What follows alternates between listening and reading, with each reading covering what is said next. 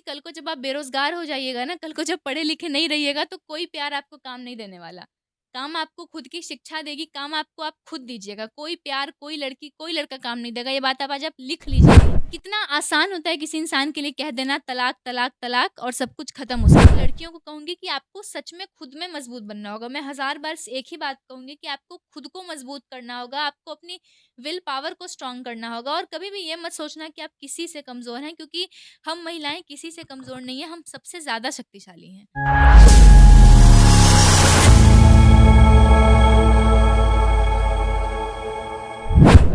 जो भी सामाजिक और घरेलू हिंसा होते हैं, उसमें 80% शिकार सिर्फ महिला ही होते हैं, चाहे वो शादीशुदा हो या कुमारी लड़की हो।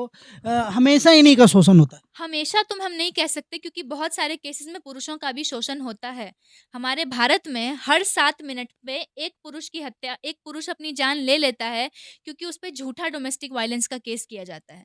क्योंकि मैं लैंगिक समानता के ऊपर काम कर रही हूँ, मैं केवल एक पक्ष से कभी नहीं बोल सकती, मैं दोनों पक्षों से बोलूँगी कि हमारे समाज में जो लड़के हैं ना, वो बहुत सैक्रिफाइस करते हैं शुरू से ही। एक लड़का जो होता है उसको हमेशा सिखाया जाता है कि तुम्हें हमेशा कुर्बानी देनी है। एक हमारे जो घर के पिता होते हैं वो कभी भी अपनी ज़रूरतों के बारे में नहीं सोचते, वो हमेशा हम लोगों को खुद से पहले रखते हैं, खुद से आगे रखते हैं। और कई ऐसी लड़कियां हैं जो अपने राइट्स का गलत इस्तेमाल करती हैं। हमें कानून ने कह दिया है, जो धारा है उसके तहत कहा गया है कि अगर कोई हमारे साथ गलत करे, चाहे घरेलू हिंसा हो, चाहे कोई छेड़े, तुम उसके खिलाफ एक्शन ले सकते हैं। कुछ लड़कियां क्या करती हैं ना, अगर उनको कोई पर्सनल प्रॉब्लम होगी ना वो उस इंसान से, तो वो इन सारे केसेस का फ़ायदा उठाती हैं। कई सारी ऐसी महिलाएं होती हैं जो अपने पति पर झूठा डोमेस्टिक वायलेंस का केस करती हैं और इसी कारण से हर 7 मिनट एक इंसान अपनी जान को ले लेता है। तो मैं महिलाओं को भी ये कहना चाहूँगी कि अपने राइट्स का गलत इस्तेमाल मत कीजिए। आपको ये अधिकार दिए गए हैं ताकि आप खुद के लिए लड़ सकें, आप खुद के लिए अच्छा कर सकें, किसी पुरुष की ज़िंदगी खराब करके आपको कुछ नहीं मिलेगा। और मैं जो भी पुरुष इस वीडियो को देख रहे हैं, मैं उनको दिल से धन्यवाद कहना चाहूँगी, हर उस इंसान को जो खुद से पहले औरतों को रखता है, जो खुद से पहले अपने परिवार को रखते हैं और अपने परिवार के लिए खुद से ज़्यादा सोचते हैं। तो मैंने कहा कि मैं लैंगिक समानता के ऊपर काम कर रही हूँ, मैं दोनों पक्षों से बोलूँगी, तो जो पुरुषों के साथ भी बहुत जगहों पर शोषण हो रहा है। कई ऐसे लड़के हैं जो खुद सेक्सुअल वायलेंस का शिकार हो रहे हैं, जिनके साथ गलत हो रहा है। तो मैं उन लड़कों के लिए भी कहना चाहूँगी कि ये सारी तरह की जो हिंसा है, इसे ख़त्म जल्द से जल्द हो जाना चाहिए हमारे समाज से। और आपने कहा कि दोनों का समान जो है फैक्ट रखेंगे। अभी हमारे समाज में एक केसेस भी बहुत देखने को मिलता है, जैसे जो शादीशुदा महिला होती है, एक तरफ तो अपने हस्बैंड के साथ उनका निजी लाइफ होता है और कहीं न कहीं जो है अलग से उनका और भी कहीं किसी से चक्कर कहिए या फिर जो भी कहिए, ये होता है। तो ये सब चीज़ आखिर कैसे कम होगा? ये सब चीज़ तो एक मैं कहना चाहूँगी कि कई सारे ऐसे पति-पत्नी होते हैं जो दाम्पत्य जीवन होने के बाद भी बाहर उनके संबंध होते हैं। मैं उनको कहूँगी कि आप बिल्कुल गलत कर रहे हैं। चाहे वो औरत कर रही है, चाहे वो मर्द कर रहा है, आप बिल्कुल गलत कर रहे हैं। जब आपके एक पत्नी या पति को क्या कहा जाता है, जीवन साथी। जब आपको अपने जीवन के लिए एक साथी मिल चुका है, तो फिर क्यों अपने खुशहाल जीवन को आप खराब करने की कोशिश कर रहे हैं? मैं तो यही कहना चाहूँगी कि जो औरत अपने पति से प्रेम नहीं कर सकती या फिर जो पुरुष अपनी पत्नी से प्रेम नहीं कर सकता, वो किसी और से क्या ही प्यार करेगा? उसको केवल इस्तेमाल करना कहते हैं, उसको केवल यूज़ करना कहते हैं एक-दूसरों को। तो मैं कहूँगी कि जो लोग भी 2 पति-पत्नी के बीच में आ रहे हैं, उनकी ज़िंदगी को खराब कर रहे हैं, आप सबसे बड़े बेवकूफ़ हैं इस दुनिया के। क्योंकि लास्ट में यही देखने को मिलता है, पति-पत्नी एक हो जाते हैं, वो जो तीसरा इंसान है वो कहीं का नहीं रहता है, वो ना घर का रहता है, ना घाट का रह जाता है। मैं उन लोगों को यही कहूँगी कि अपनी जो लाइफ़ है उसको खुद के कारण खराब मत होने दीजिए। बहुत सारी प्रॉब्लम्स हैं जो ज़िंदगी आप पे खुद में डालेगी, तो क्यों अपने कारण अपनी ज़िंदगी को खराब करना? अभी-अभी जैसे बिहार में देखते हैं प्रेम प्रसंग का मामला इतना ज़्यादा आता है।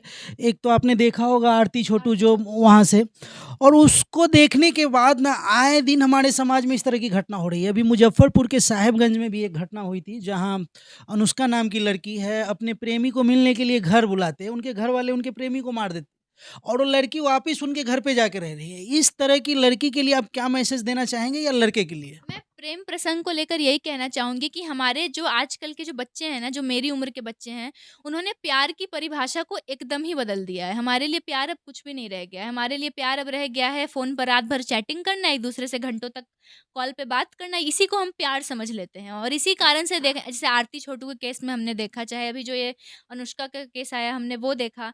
तो प्रेम के कारण ना कई सारे युवा अपनी ज़िंदगी को बर्बाद कर रहे हैं। कई सारे ऐसे बच्चे या बच्चियाँ हैं जो उनको लगता है कि उनका प्यार ही उनके लिए सब कुछ है और बाकी दुनिया में अब कुछ बचा ही नहीं है। मैं उनको यही कहूँगी कल को जब आप बेरोज़गार हो जाइएगा ना, कल को जब पढ़े-लिखे नहीं रहिएगा तो कोई प्यार आपको काम नहीं देने वाला। काम आपको खुद की शिक्षा देगी, काम आपको आप खुद दीजिएगा। कोई प्यार, कोई लड़की, कोई लड़का काम नहीं देगा। ये बात आप आज आप लिख लीजिए कहीं पे। जो लोग भी अपने प्रेम के कारण अपनी ज़िंदगी को ख़राब कर रहे हैं ना, उनको लग रहा है कि यही ये जो आजकल जो बाबू सोना का जो ट्रेंड चला हुआ है, उनको लगता है कि यही मेरे लिए सब कुछ है। सॉरी। तो जिनको लगता है कि यही मेरे लिए सब कुछ है, ये आपके लिए कुछ भी नहीं है। हाँ, प्यार करना गलत नहीं है। प्यार हर इंसान अपनी ज़िंदगी में करता है। हर इंसान की ज़िंदगी में कभी न कभी उनको किसी न किसी से प्यार हो जाता है। तो प्यार करना गलत नहीं है।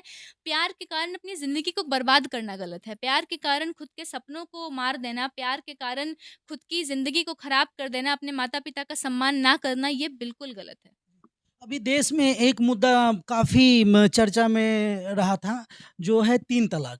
जी, जो कि किसी पर्सनल धर्म के हिसाब से वो लॉ बनाया हुआ है जी। कि अगर आपकी पत्नी अगर सही समय से खाना नहीं बनाई तो तो आप तलाक, तलाक, तलाक कर बोलो और दीजिए, सब हाँ। खत्म। लेकिन ये भी नहीं सोचते कि आखिर उसके बाद उस महिला का क्या होगा, उस पे क्या बीतेगा, इस पर क्या कहेंगे? जी, 3 तलाक पर तो काफ़ी कुछ हमें देखने को मिला, जो हमारे जो योगी जी हैं, जो उत्तर प्रदेश के मुख्यमंत्री हैं, उन्होंने 3 तलाक को बंद करा दिया यूपी में और 3 तलाक को लेकर हमारी गवर्नमेंट ने भी बहुत कुछ किया है। तो कितना आसान होता है किसी इंसान के लिए कह देना तलाक, तलाक, तलाक और सब कुछ खत्म उसके बाद।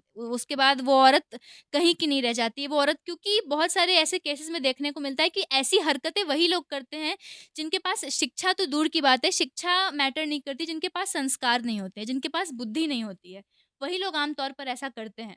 तो तलाक, तलाक, तलाक की समस्या जो खत्म हुई है, बहुत ही अच्छा हुआ है और अब काफ़ी कम केसेज़ हमें सुनने को मिल रहे हैं, जिसमें तलाक कह देने से तलाक हो जा रहा है।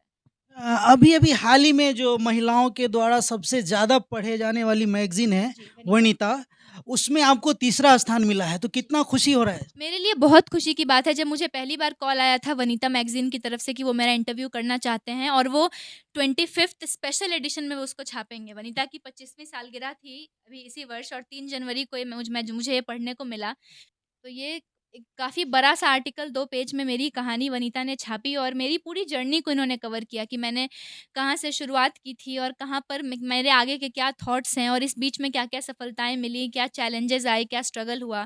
काफ़ी अच्छा लगा था मुझे मैंने ये आर्टिकल अपना पढ़ा था तो। बहुत-बहुत धन्यवाद आपको इतनी सफाई के साथ आपने अपना पक्ष रखा और जिस क्षेत्र में आप जाना चाहते हैं, ख़ास करके महिलाओं को आपने संरक्षण से लेकर के उसके विकास तक की बात कही। इसके लिए बहुत-बहुत धन्यवाद।